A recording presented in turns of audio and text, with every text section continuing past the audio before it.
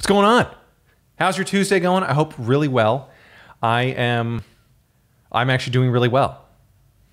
I don't know how to start these things. I don't know if you know this. I don't like podcasts. I don't like them, and yet I'm doing one. And I think the main reason I'm doing one is just to remind myself that I don't like them. I know that this would be a good place to do some sort of introductory music. Hi, I'm Anthony LaDon, host of the Pote Podcast.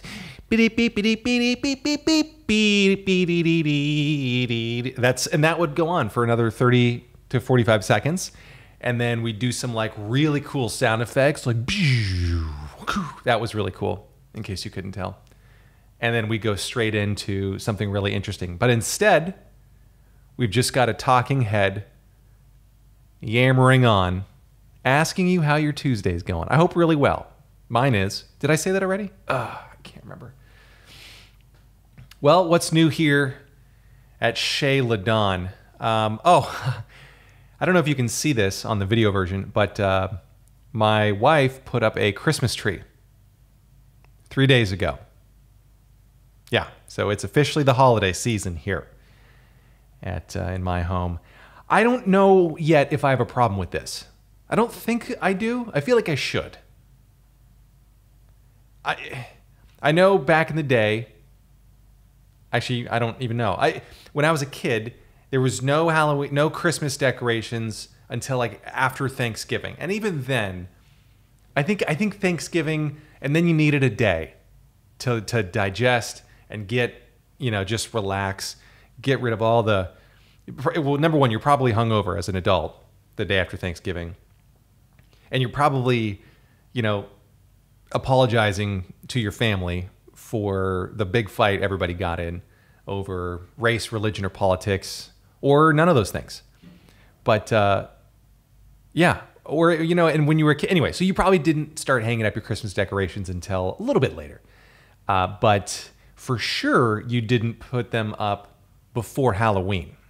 And I know people whine like, every year it's getting earlier and earlier. Shut up. No, why?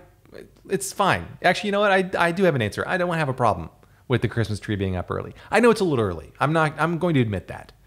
And part of that was Wayfair.com's friggin' shipping was too fast. Okay? So this is not sponsored by Wayfair.com. In fact, this is a complaint. Wayfair, listen to me. When my wife orders something and expects it 10 days from now, which is when you said you were going to deliver it, and it shows up early, come on. What are you even thinking? Why would you do that? 10 days. And it's not only just your fault. It's also the shipper, whoever that was. I don't know if it was UPS or FedEx. They said it was going to take 3 days and it took a day. Come on. And then it arrived. And what are we going to do? We're just going to stick a box in our tiny little apartment. It's only a 6 foot tall fake tree. It is fake. I don't know if I needed to mention that, the fact that it was shipped in a box. But we don't have room for a tree shaped box in our apartment. So we took the tree out of the box and set it up. And I don't have a problem with this. I know other people do. They want each holiday to have its own day. Halloween uninterrupted. I don't want to see a Christmas tree around. No lights, that's for sure. I need spider webs everywhere. I need skeletons. I need dead things. That's the Halloween decoration. I need webbing. I need the place to look like a creepy mess. That was Halloween decorations. Still is. And I don't know. I don't like... I don't mind Halloween. I shouldn't say I don't like it. I don't mind it at all. But I don't understand the Halloween decorations. You put up a giant pumpkin or like a creepy jack-o'-lantern or something. But it's always that, when I was a kid, it was like that thick plastic paper stuff. And the skeletons always, everything always folds up. It has like little hinges, and the skeleton could fold up into this tiny little shape. And that's what we did. That's what we hung up. And maybe it was nice. I don't know. Okay, maybe I'm going back and forth on this. I don't know. But I didn't like the webbing, the spider webbing, the stuff that made it look like it was a mess. Like, what do we just go into the basement? Just go outside where it's a mess. Why do we need to bring outdoors inside? That's the reason why we have an inside. We keep the leaves out there, but not on Halloween and not in fall in general, actually. Even all the way up to Thanksgiving, like once December 1 hits, or basically until December 1, we're bringing the outdoors inside, baby. We're bringing dead leaves, bringing pumpkins, a cornucopia of things. And I don't understand it. I don't get it. I don't know why we do this. But I do get why we bring the outdoors inside for Christmas, though, because it's a tree, and that's different. A tree is very special. I like the tree because we can put things underneath it. Little gifts. In fact, I already bought my wife a couple of small gifts. And I know she doesn't listen to this podcast because she considers it stupid and irresponsible and a waste of time. Those were all in quotes for those of you not watching the video version of this. But I can say this because I know she doesn't listen to it. I went on joemalone.com and got her some bath bubbles, bath oil, because she has it on her Christmas list every single year. And every single year, I don't buy it. So I thought this year, why not? Why not surprise her and get her something that she actually wants? So I did that. I went online early. And then they do this thing where they have like, hey, free shipping at this dollar amount. And the bath oil is $1 less than that. And so then you have to buy another thing. Like it's $70, you get free shipping. The bath oil is $69. And it lasts for, 3 or 4 baths. But then I had to get a whole nother thing to get the free shipping. So I ended up spending, I think, an extra $70 just to avoid the $6.99 shipping cost. But you know what? I would do it again in a heartbeat. Does anybody else do this? Do you do this where you'll spend twice the price you were going to in order to avoid paying for shipping? And really the shipping it's reasonable. I mean, they're sending something around the world, or across the country, and I'm going to complain that it costs $6.99. Make it $9.99. It's easier than me going there. It's easier than me going uptown to Nordstrom and coming back. It's cheaper than a cab ride. It's cheaper than, a Subway there and back would be like $5.50 or something. But then my time, if I $10, ship it right to my door. Have somebody bring it to me. It only costs $10 to have humans and probably some robots send it around the world, and it gets to me. That's reasonable, but I don't think it is. I will not pay for shipping. That's shipping $10, whatever. I think it was, let's say it's $10. I don't care. I'll pay 10 times that in order to get free shipping. Those 2 words, oh God. I feel like a bear eating, that stares at this giant honey pot out there. And it's like, is nobody going to eat this honey? And the other bears are like, yeah, but it's really expensive honey. And I'm like, well, but still, it's free honey. Yeah, but you got to pay a lot more to get to it. There's an entrance fee to get to the honey. You got to pay an extra $70 for some bath oil in order to get the free honey. But I do it. I eat the honey, I pay my $70, and I'm happier for it. Free friggin' shipping. Oh, God. 2 favorite words. That was a weird analogy. Or I guess it was an extended analogy, so it would be a metaphor. No, allegory. There we go. God, Anthony, you slept through English class. I didn't just have one. I had remedial, then advanced, and then remedial again.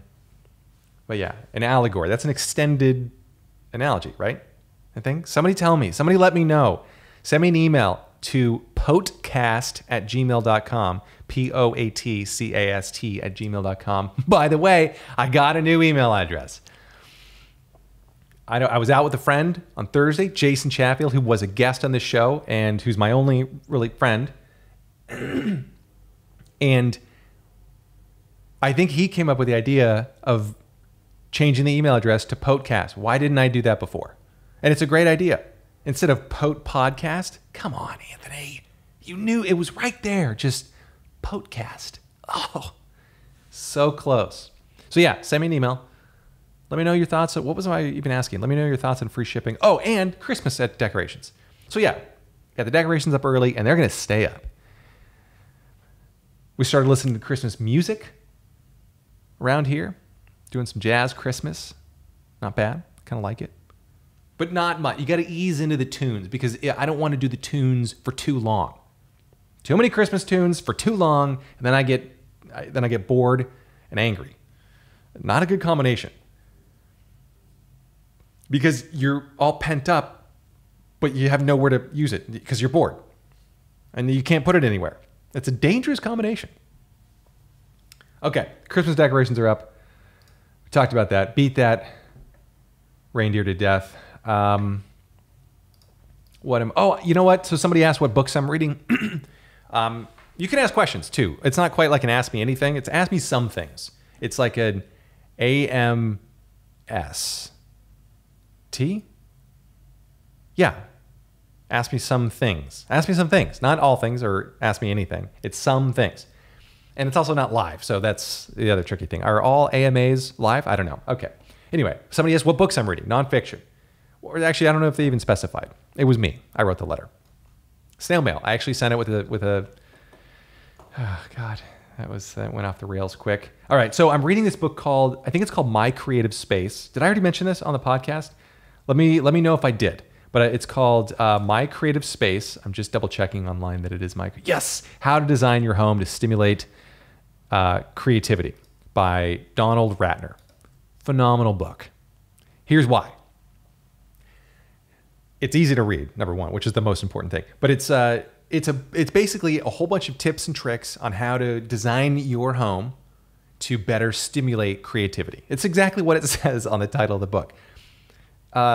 There's things like take a nap, which is the most important one, which is why on the last episode I had just gotten up from a nap. I wasn't lying. Unlike every other episode and everything else I've said has all been lies. But things like take a nap, things like set a fire, make a fire.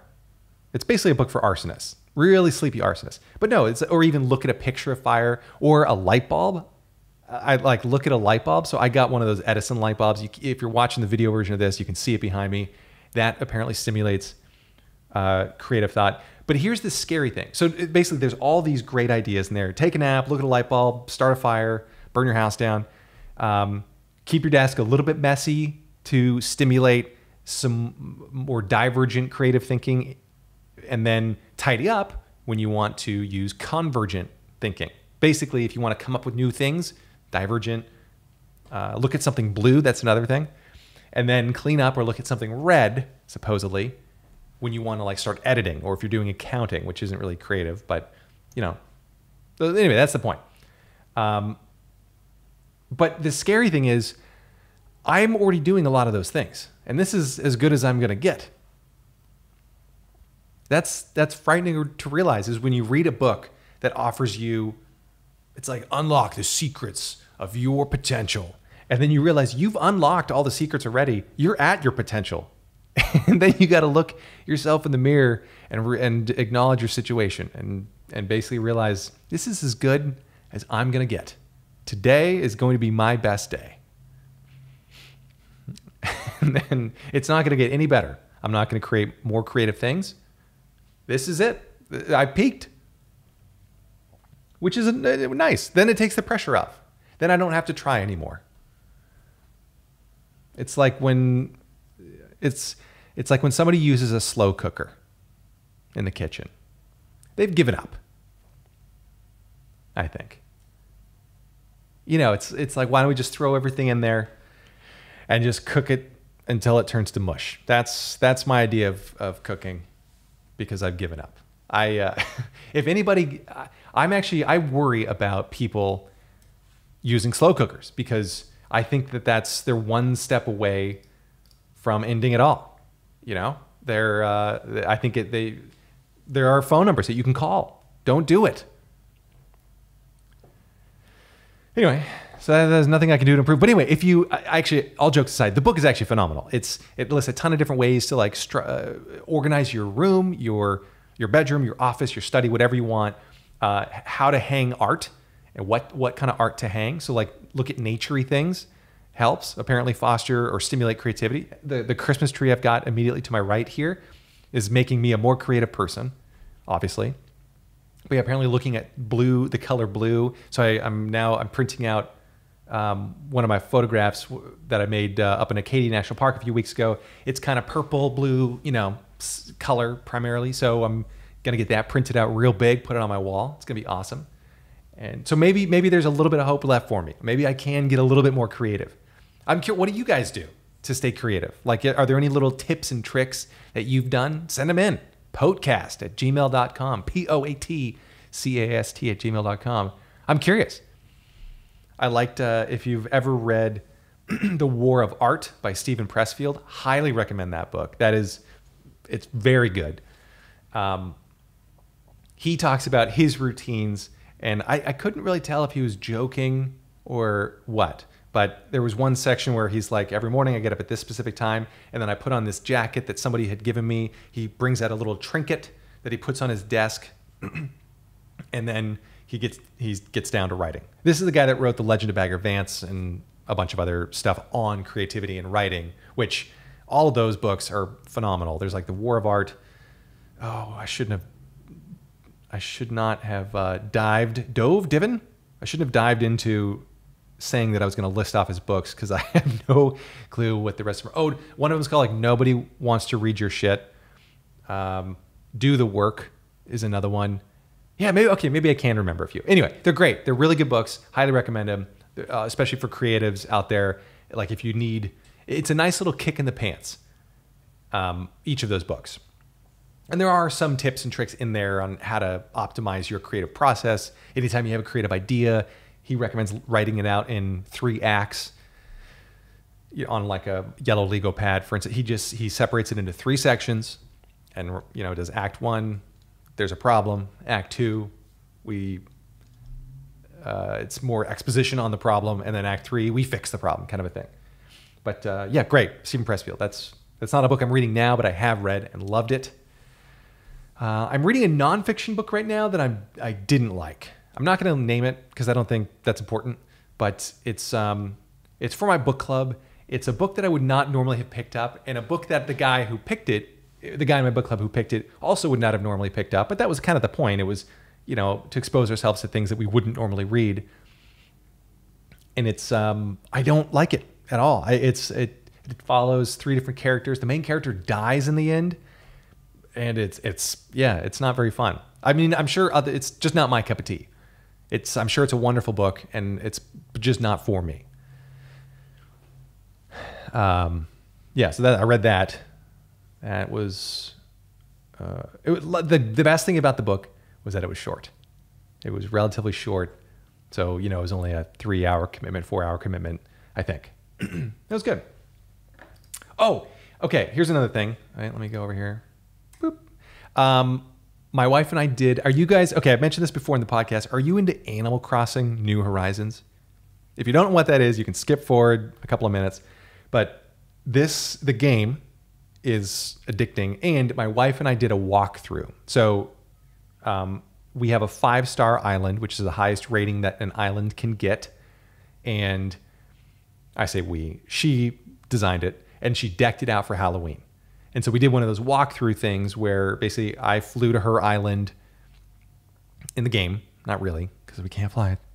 And I guess we can. And I guess we can fly to islands. Anyway, but yeah, we did the little tour. It was fun. Check it out on YouTube. If you haven't checked it out already, my YouTube channel is just youtube.com/Anthony Ladon. And it was fun. We basically had cocktails. We had butterbeer. The recipe is listed, I think, on the YouTube video and also on my website if you search for butterbeer. It's a really good drink. Anyway, obviously modeled after the Harry Potter butterbeer and obviously with alcohol. It's what Harry Potter served. We know Hogwarts had ragers. Come on. They send the prefects away. Maybe even the prefects were sponsoring the parties. They just look the other way and then do a keg stand, but nobody has to hold them. They just I don't know. Is that how Kegstands work at Hogwarts? Or even otherwise? I don't know. Do you hold somebody? Anyway. But yeah, they could just use their wands to make themselves float. And Kegstands at Hogwarts. Anyway, but check out the video. It's good. It was fun. You can see my wife and I sitting on our couch, drinking butterbeer, talking to you about a game. So I think we're going to do another one. She's, I don't know if she's going to decorate it for Thanksgiving or Christmas. Is going to be real big decision. But yeah, anyway, so check out Animal Crossing Tour. It's kind of, it was fun to do.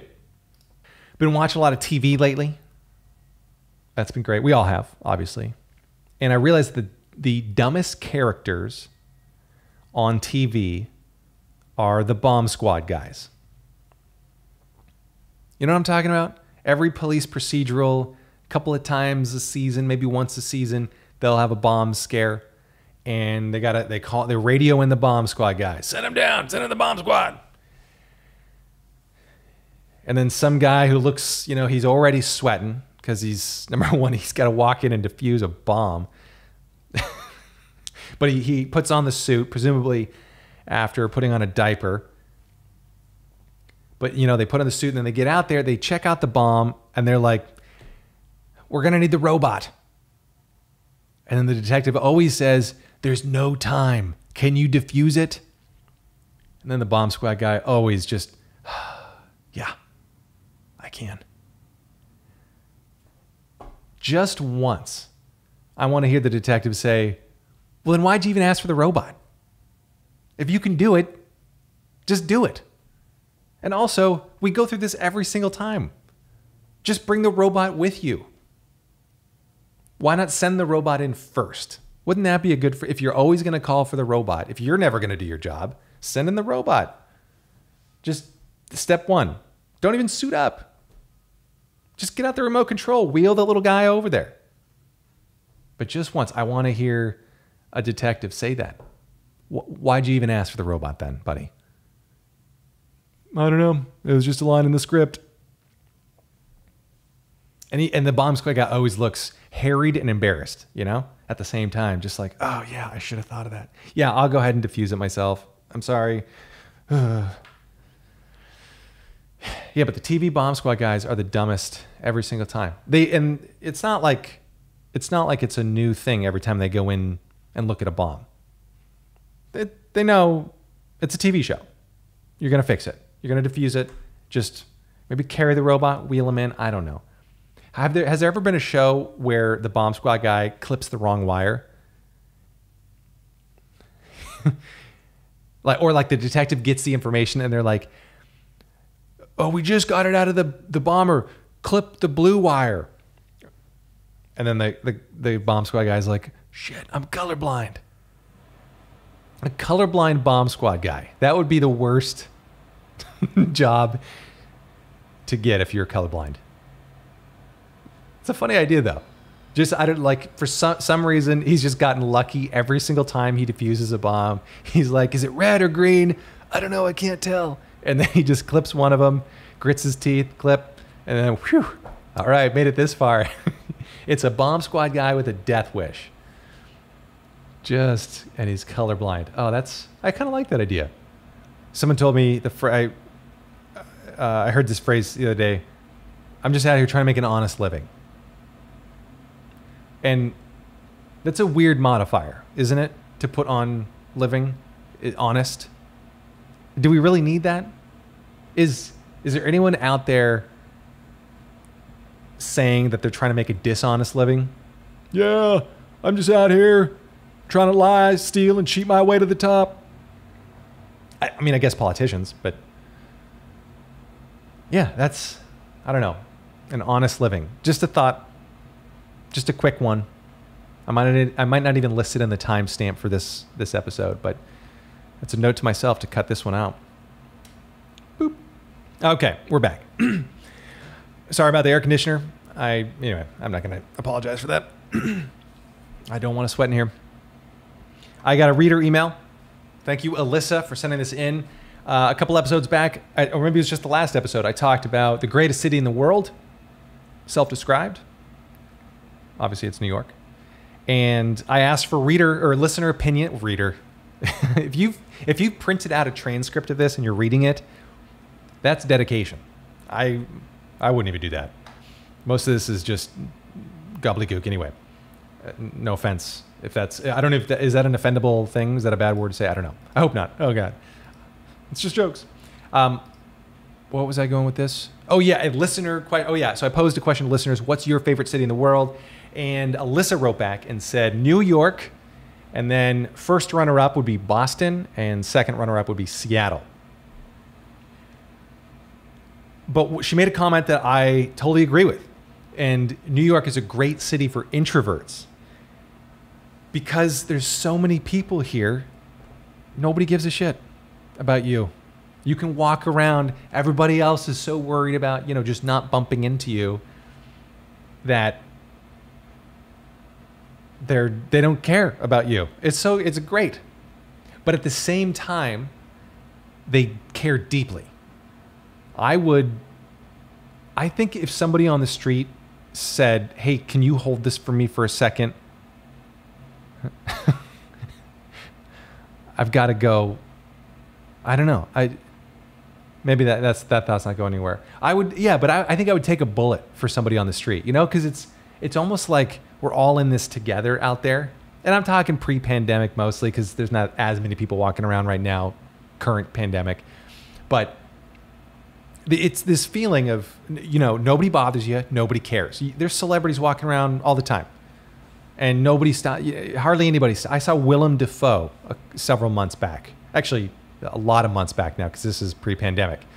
Willem Dafoe walking around the Village. And I was like, that's Willem Dafoe. So no, I was all alone, but I was just telling something myself. That's Willem Dafoe. And but nobody stopped him. It was great. And I think you can do that when you're a celebrity here. And if you're not, then it's even easier. Nobody stops you. Nobody cares because they're too busy doing their own thing. Try not to get hit by cars is one thing. I don't know. It's not that bad. So anyway, but yeah, her point, I totally agree. It's a great city to be an introvert. You can sit at a bar. Nobody's going to bother you. But also sometimes they will in a good way. Like I've had more conversations at bars with people here than I have in any other city. I've never been to a bar in any other city, but I'm sure it'd be difficult. The thing I'm most thankful for, well, okay. Hopefully I haven't said this before, this thought, but the pandemic has really forced us, me at least, to pay attention to what's important in our relationships. Like pre-pandemic, the most important thing was love, right? Love and kindness. You and your partner, spouse, whatever you want to call it, you could get through anything if you were kind and you loved each other.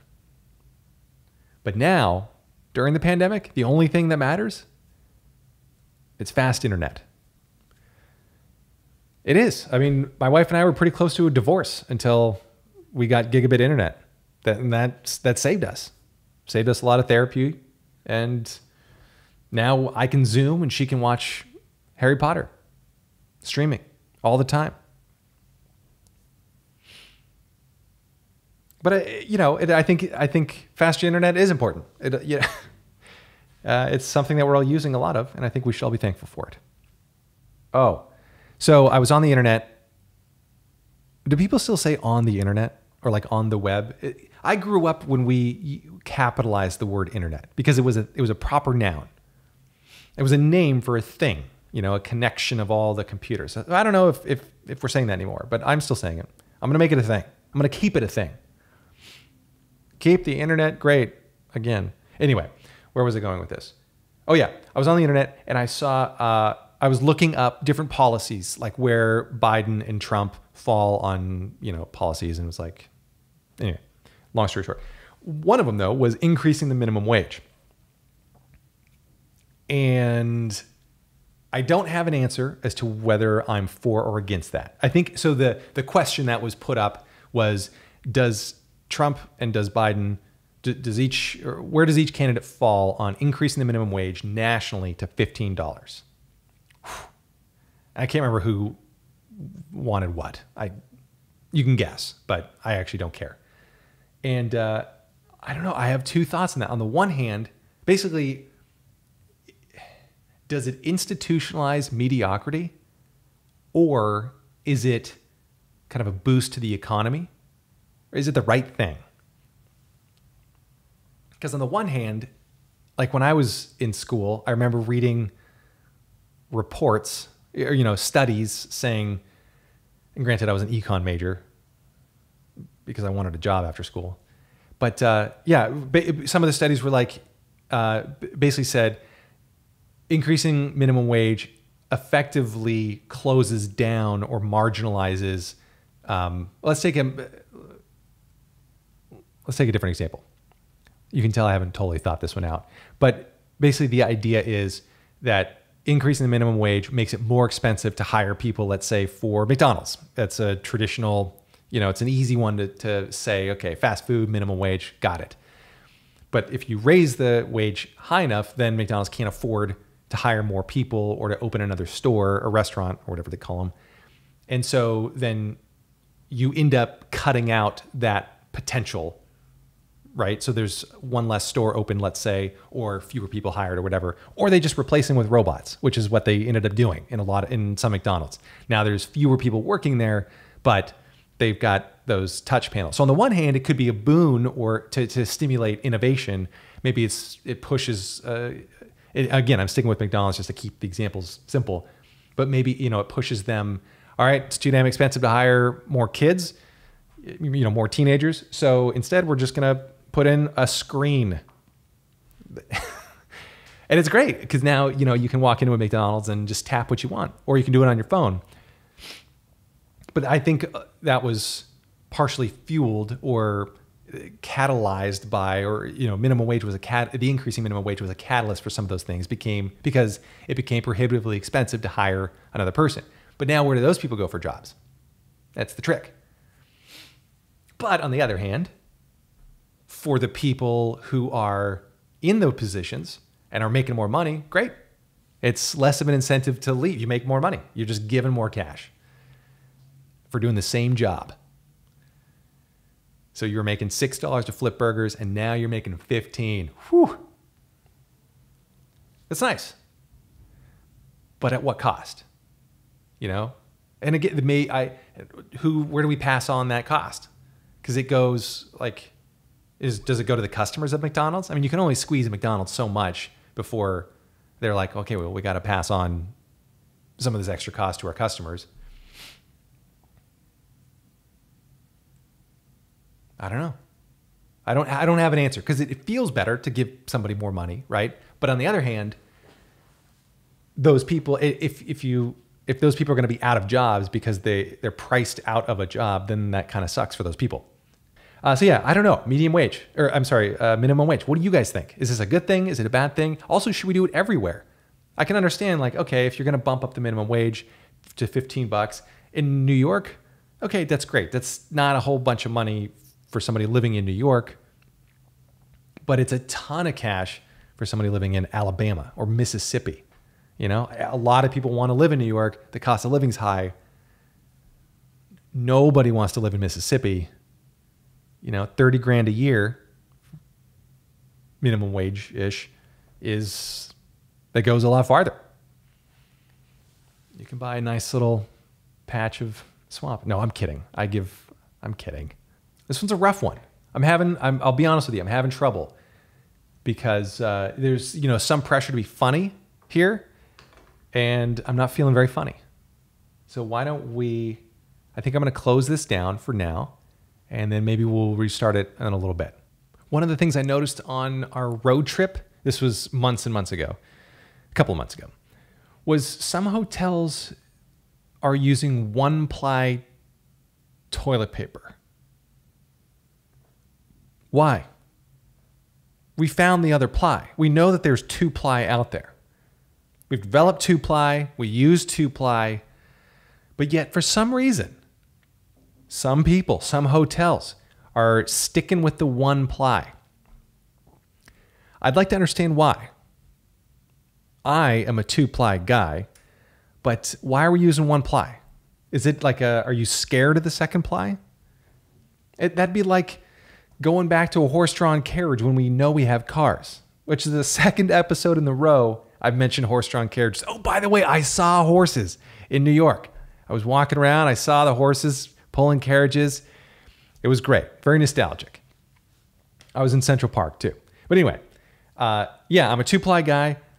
I'm a proud two-ply guy, but yet there are still places out there using one-ply.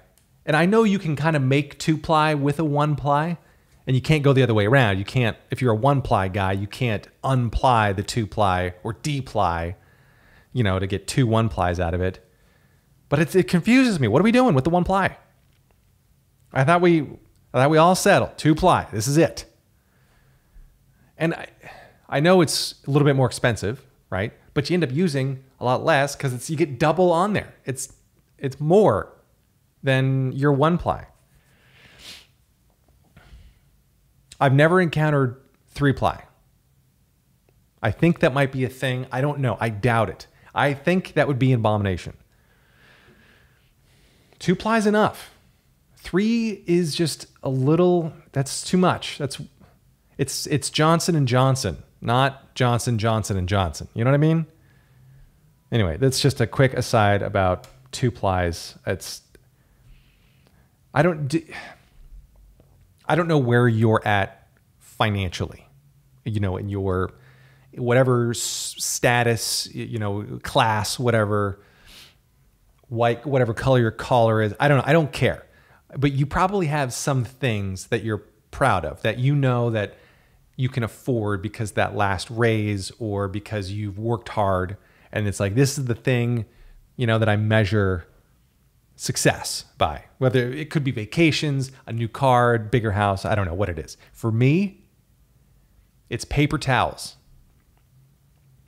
And I'll tell you why, because I know you're on pins and needles and you want to know. Paper towels to me seem like they're almost superfluous. We don't need paper towels. We have regular towels. We already had them. We have lots of regular towels. They do the job just fine. You need to dry something, use a towel. But paper towels they're like towels, but they're disposable. That to me, it's like buying a car and then driving it a few times and then dumping it. Although I guess you can only use paper towels once, really. But I don't know. To me, it seems like I've made it as an adult. As long as our family can keep buying paper towels, it's like we've made it. We're there. I don't know. What do you have any sort of like status symbols, or it's not even a status symbol really. It's something that makes you, comfortable with where you're at? I'd like to know. Send an email. Potecast@gmail.com. What do you look at and say to yourself, I can get that, I can afford this because I worked hard. And the cool thing is I feel rich whenever I use paper towels. I feel like a rich man, Like I'm flush with cash, like I'm tipping people hundreds, that's how I feel when I use, every time I rip off a paper towel. That's the sound it makes.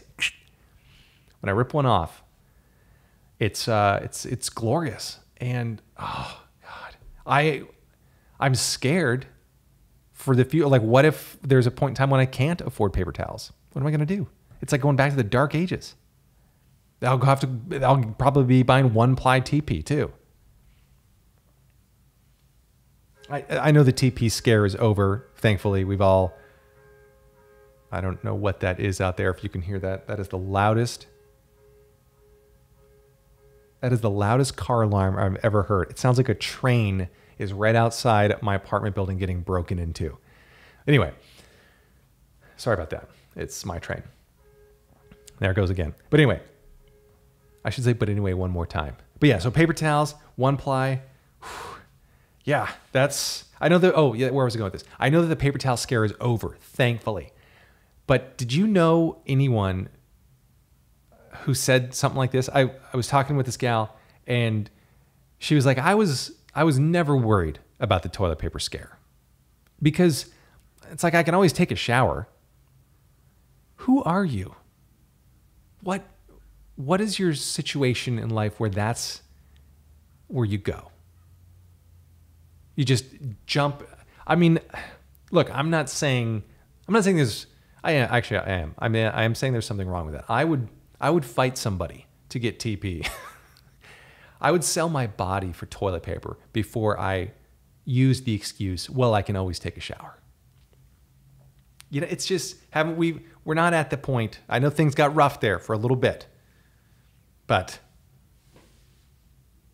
yeah, no, that was never an option. Also, I didn't ask. I didn't want to know what the dire straits situation was. Just tell me. You could have ended the conversation at, I was never worried. Great. I would have been just happy if that's all you had told me. But no, you had to go explain. I was never worried because, heck, I could always just jump in the shower. Of course. I'm a mess, but I'll just hop in the shower. No. God. That I was uncomfortable. Like you are right now. So I apologize about that. TP, 2-ply, paper towels. Yeah, man. Actually, my mom just got me paper towels. I don't know why. Well, I do know why, because she got me toilet paper during the pandemic. And by the way, I think I mentioned this a few times. We had so many people. My wife and I got down to 2 rolls, which is not much. And that's like a day's worth. And we put the word out with our families just in regular talking to them and our agent. And my agent sent toilet paper. Both of our families sent toilet paper. Like my in-laws sent a whole bunch. My mom sent a giant box of it. And we just now got to the point where we opened the box that she sent, because that's how much toilet paper we received. And I built a desk I had a fort. We added actually an entire bedroom to this apartment built out of toilet paper because we had so much. Finally, we whittled it down. So now it's just a small coffee table's worth of TP. But I just opened the box my mom gave me. And it is 1-ply, in case you're curious, because she's an animal. And I said, I'm not going to use it. Can I ship it back to you?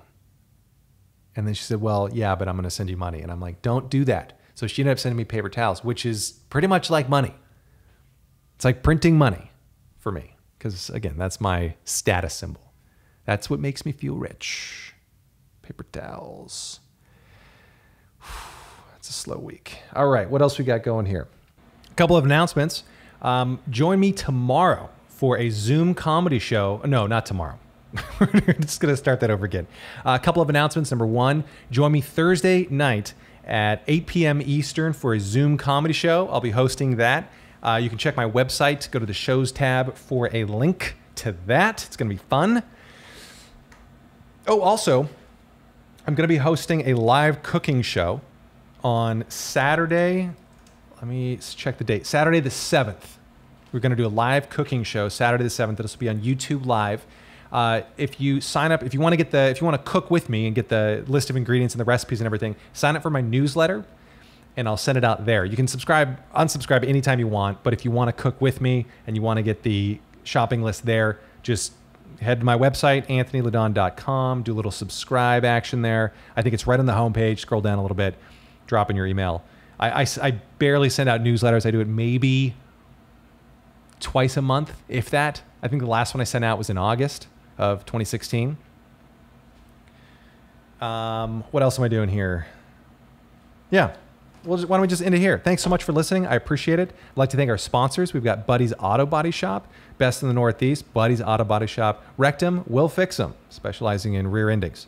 I'd like to thank our sound mixer all the way from Saudi Arabia, Mobin Sleepin'. I would also like to thank our new director, Miss Thea Marks. And I'm your host, Anthony Ledon. Thank you so much for listening to another episode of POTE. I hope to see you here every week. You can subscribe right now. Give me a little review, a little 5-star review action. That'd be great. If you're not going to give me 5 stars or whatever the best possible rating is, that's totally fine. Just don't leave it. Yeah, check me out on YouTube. Anthony Ledon is my handle. YouTube.com/Anthony Ledon. Go to my website, anthonyledon.com. Again, the newsletter is probably the best place to hear about what's happening besides the podcast.